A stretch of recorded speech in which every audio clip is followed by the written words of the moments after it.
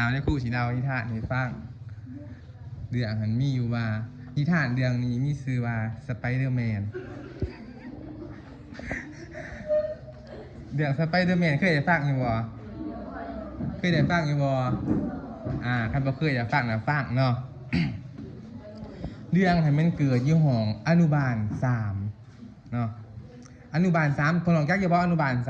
3แม่นผู้ที่บ่ทันได้เขาเรียนอยู่ชั้นป .1 เนาะหลังจากเรียนจบแบบนี้เนาะแบบในครูสอนเนี่ยจบสมกเลยเนาะสาวครูคนนึงนั่นแหละแต่งเปียกบาทให้นักเรียนว่าพวกน้องมาสัตว์เมื่อเฮือนนี่ให้พวกน้องไปถามแม่ไปถามพ่อถามอ้ายถามน้องว่า1+1หันออกเท่าใดนะ1+1ออกเท่าใดพอดีหม้อหน่อยเท่านั้นดังจากได้ยินคำสั่งของในครูกับฟ้าเมื่อเฮือนบาดเมื่อหอกกะเก๋ส่งทีมกระเป๋าอึบอับเขาในเจเฮือนมามีอย่างน่ะทีมกระเป๋าอึบอับเขาเจเฮือนมาบัดนี้หม้อหน่อยเท่านั้นก็ตัดสินใจไปหาพ่อก่อนเนาะพ่อเพิ่นมาอีพ่อเอ้ยเพิ่นมาได้ครูบอกให้ถามเพิ่นว่า1+1เป็นเท่าใดหมอหน่อยตอนนั้นถามพ่อว่าเฮ้ยไปถามแม่มึงพุ่นพ่อว่าเนาะ มาวันนี้หมอหน่อยตอนนั้นก็ตัดสินใจย่างจ้องเกาะไปถามถือปึบไปหาแม่ไปเฮ็ดกินอยู่ในเฮือนครัวเนาะอีแม่นี่ครูบอกให้มาถามว่า1+1ออกเท่าใดแม่ไปเฮ็ดกินอยู่พ่อเนาะแม่ได้ป่ะเฮ้ยอย่ามาสนแม่ป่ะแม่ว่าจังซี่เนาะมอน่ะก็หน้าโง่ออกมาด้วยบัดนี้ย่างไผบ่ทันได้ถามพ่อเนาะย่างบ่ทันได้ถามอ้ายเนาะบ่ทันได้ถามอ้ายกับน้องเนาะ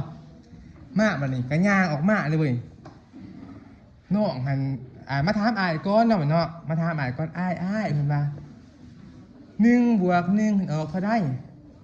อ้ายก็ดินเกมฟรีไฟร์อยู่ได้เว้ยบัดนี้เนาะเข้าใจป่ะยังไงเกมว่าเอาเลยเพิ่นว่าเอาเลยเพิ่นว่าเพิ่นบอกกับหมู่เพิ่นยังไงเกมฟรีไฟร์เนาะโอ้หมอน่ะก็เฮ็ดหน้างงเลยหมอน่ะจังเนาะก็เลยย่างไปถามให้บัดนี้พ่อน้องว่าย่างไปถามน้องดาวหันอยู่ปเกียมเนาะน้องน่าต้องเป็นเด็กน้อยกว่าดาวแม่นบ่มาบัดนี้ก็ย่างไปถามน้องห้ำเพิ่นว่ามึงจักอยู่บ่ว่า1+1หันออกเท่าใดเห็นบ่หมอน้อยตอนนั้นผู้น้องน่ะกระดิ่งกระตุ้นอยู่จะไปเด้อแม่นเพิ่นมาเนาะโอ้หมอน่ะก็จื้อได้บัดนี้เนาะตื่นขึ้นมาบัดนี้ในครูก็ถามสบายดีนักเรียนทุกคนในครูสิมาถามคนเรียนเก่าคืนที่ฝากไว้ในครูว่าเนาะใครมีความสามารถตอบในครูว่า1+1ออกเท่าใดนะมาในครูกันประกันหมอน้อยจะเป็นยกมือขึ้นในครูขน้อยมีความสามารถขน้อยสิออกมาหน้ากระดาษหมอหน่อยตอนนั้นก็ย่างออกมาแบบสมาร์ทเด็ดทีเนาะ ก็ได้ในครูถามบัดนี้เนาะในครูว่าตอบในครูว่า1+1ออกเท่าใดเท่าแล้วว่ะในครูถามไปถามแม่มึงพูดเพิ่นว่า ในครูก็เฮ็ดหน้างงเนาะเพิ่นว่าของแน่ถามว่า1+1เท่าใดไปถามแม่มึงพูดเพิ่นว่าพอดีในครูก็ว่าคือว่าจังซี่ในครูว่าเฮ้ยอย่ามาสนเพิ่นว่าพอดีในครูก็อยากหายแล้วเพิ่นว่าอย่ามาสนบัดนี้มาบัดนี้ในครูว่าห่วยเจ้าคือเว้าแนวนี้คันเว้าแนวนี้ในครูสิโดนโทษให้ไปยืนอยู่หน้าห้องเด้ครูว่าเอาเลยเพิ่นว่าก็ว่าจังซี่เนาะเว้าหน้าไอ้ครูก็อยากหายในครูก็อยากหายเนาะในครูก็อยากหายป่ะห่วยแล้วว่าในครูผู้สาวครูได้ป่ะน้องเว้าจังซี่เห็นในครูเป็นหยังจะบอกจังซี่สไปเดอร์แมนมันบาจังซี่เนาะก็ได้